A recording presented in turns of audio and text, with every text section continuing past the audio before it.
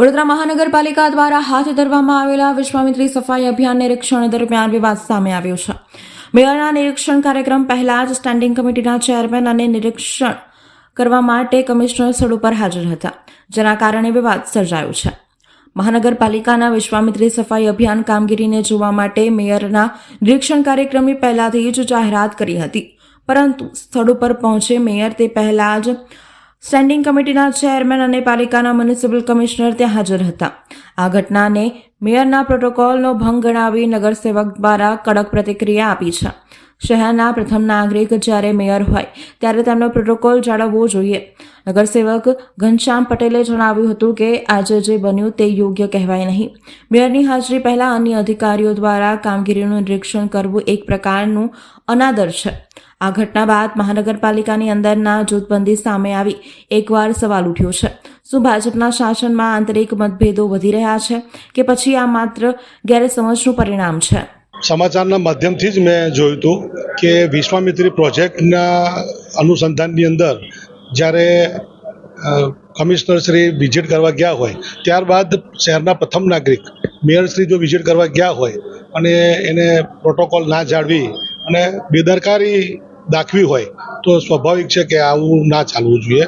કારણ કે એમને કદાચ બીજી જગ્યાએ જવું હતું અને બીજી જગ્યાએ એમને વિશ્વામિત્રી બહુ મોટી છે અને કામ પૂરજોશમાં બધી જગ્યાએ ચાલે છે અને સરાહનીય કામગીરી ચાલે છે, કારણ કે વડોદરા શહેર માટે જ ચાલી રહી છે. પણ કંઈક ને કંઈક કદાચ બેદરકારી થઈ હોય તો મેં એમનું ધ્યાન દોર્યું છે કે શહેરના પ્રથમ નાગરિક છે તો ફરીવાર આવી બેદરકારી ના થાય. તમારા માધ્યમથી જ કહું છું કે મને આ ખબર નથી, તમે કહો છો તો જ મને ખબર પડી છે કે ભાઈ આ લોકોએ શરૂઆતથી જ પ્રોગ્રામ કર્યો હશે. અને હું માનું પણ છું કદાચ બની શકે કે મેયરશ્રીની સાથે કાઉન્સિલરો અને ડેપ્યુટી મેયર પણ હતા, એટલે પ્રોગ્રામ પહેલેથી બનેલો હશે. પણ સ્થાનિક કાઉન્સિલર હતા, જેના જે વિસ્તારની અંદર આવતો હોય એ કાઉન્સિલરને બોલાવતા હોય. મારો તો ખાલી એક જ પ્રશ્ન છે કે ભાઈ શહેરના પ્રથમ નાગરિક મહિલા હોય અને એ જ્યારે જતા હોય તો કમિશનરશ્રી ભલે જે હોય તે પણ એમને એ ગરિમા જાળવવી જોઈએ. ના, તમે કહો છો તો જ મને ખબર પડી છે કે અમારા વિસ્તારની અંદર આવ્યા છે. અમારા વિસ્તારની અંદર આવ્યા હોય એવું મને કોઈ ધ્યાન નથી.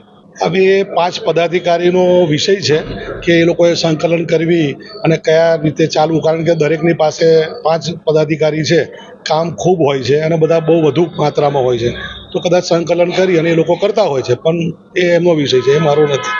ત્યારે વડોદરા શહેરના પ્રથમ નાગરિક એવા મેયર પિંકીબેન સોનીએ મીડિયા સમક્ષ પોતાની વ્યથા વ્યક્ત કરીને જણાવ્યું હતું કે પાલિકાના કમિશનર મારી સાથે સંકલનમાં રહેતા નથી. મેયર ઓફિસથી જે વિશ્વામિત્રીના નદીના તટ વિસ્તાર વડોદરા શહેરના મંગલ પાંડે બ્રિજ પાસે આવેલા તટ વિસ્તારમાં વિઝિટનું આયોજન કરવામાં આવ્યું હતું.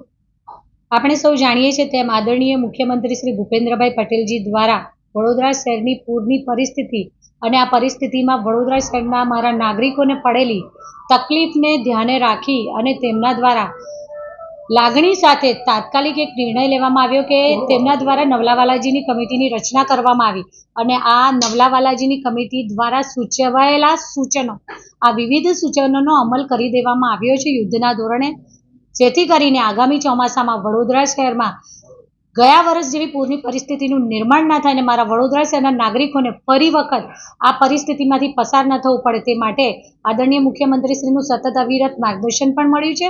તો સાથે સાથે તેમની સાથ સહકાર અને સહાય પણ વડોદરા શહેરને મળી છે.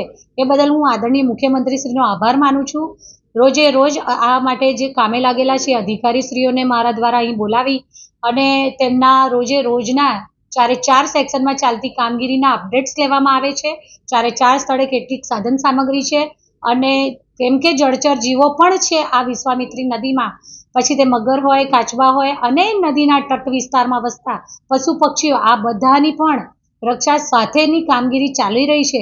આ રોજે રોજ અપડેટ્સ લેવામાં આવતા હોય છે, પરંતુ સમયાંતરે જે તે સ્થળે વિઝિટ કરવાનું આયોજન પણ કરવામાં આવતું હોય છે, જેથી કરીને એ સ્થળ પર જઈએ તો ત્યાં ચાલતી કામગીરીને જોઈને ત્યાં ઉપસ્થિત અધિકારીઓ પાસે કે આ કામગીરીની હજુ પણ આપણે ઝડપ વધારવી હોય તો કેટલા વધારે મશીનરીની કે સાધન સામગ્રીની જરૂર પડશે કે મેન પાવર વધારવો હોય તો તેના માટે શું કરી શકાય, આ બધા માટે વિઝિટ કરવા માટેનું આયોજન કરવામાં આવ્યું હતું.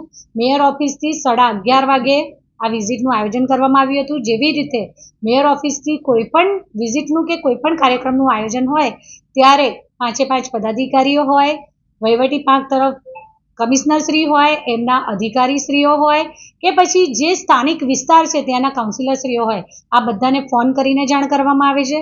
તો સાથે સાથે વડોદરા શહેરના જે મીડિયા ભાઈઓ છે તેમને પણ પીઆરઓ દ્વારા મેયરના વિઝિટ અંગેની માહિતી આપવામાં આવતી હોય છે. 11:30ના ટાઈમે રખાયેલી, સવારના 11:30ના ટાઈમે રખાયેલી આ વિઝિટમાં હું 11:19 એટલે કે 12-15 મિનિટ પહેલાં પહોંચી ત્યારે પહેલેથી જ ત્યાં કમિશનરશ્રી અને અમુક પદાધિકારીઓ ઉપસ્થિત હતા. મેં મારા દ્વારા ત્યાં પહોંચતામાં જ કમિશનરશ્રીને ઊભેલા જોયા એટલે હું ત્યાં એમની પાસે ગઈ અને મને એમ કે અમે વાત કરીએ કે અહીંયા શું આપણે આગળ વધારે કામગીરી ઝડપથી થાય એના માટે શું કરવું જોઈએ, કે શું અપડેટ્સ છે. એમના દ્વારા એટ એ ટાઈમ મને એવું કહી દેવામાં આવ્યું કે ધાર્મિક દવે એટલે કે જે આ કામગીરીના ઇન્ચાર્જ છે, ધાર્મિક દવેએ તમને વોટ્સઅપ કર્યો છે, આપ જોઈ લો એટલે અત્યારના લેટેસ્ટ અપડેટ તમને મળી જાય, જેથી કરીને કોઈ પૂછે તો આપને માહિતી આપવા માટે સુગમતા રહે. પરંતુ એમને મારી સાથે ઇવન વાત કરવાનું પણ ટાળ્યું, ખબર નહીં કેમ, પણ એમને મારી સાથે વાત કરવાનું પણ ટાળ્યું. અને ત્યારબાદ જ્યારે મીડિયાના ભાઈઓ ત્યાં ઉપસ્થિત હતા અને એમના દ્વારા આ મારી વિઝિટ અંગે બાઇટ લેવામાં આવી રહી હતી ત્યારે મને બાદમાં બપોર પછી જ જાણમાં આવ્યું કે જ્યારે મારી ત્યાં નિરીક્ષણની પ્રક્રિયા ચાલુ હતી કે બાઇટ ચાલુ હતી એ સમયે ત્યાંથી કમિશનરશ્રી જગ્યા છોડીને જતા રહ્યા. ત્યારે પણ મને તો એમ જ લાગ્યું કે હશે એમને ક્યાંક કોઈ ઇમરજન્સીમાં પહોંચવાનું હશે, કોઈક મિટિંગ હશે કે એનીથિંગ કંઈક એવું ઇમ્પોર્ટન્ટ કામ હશે. પરંતુ ત્યારબાદ મને માહિતી આપવામાં આવી કે મીડિયા દ્વારા પણ મને જાણ મળી કે તેઓ ત્યાંથી નીકળી અને ભીમનાથ બ્રિજ ખાતે વિશ્વામિત્રી નદીના તટ વિસ્તારમાં વિપક્ષના નેતાને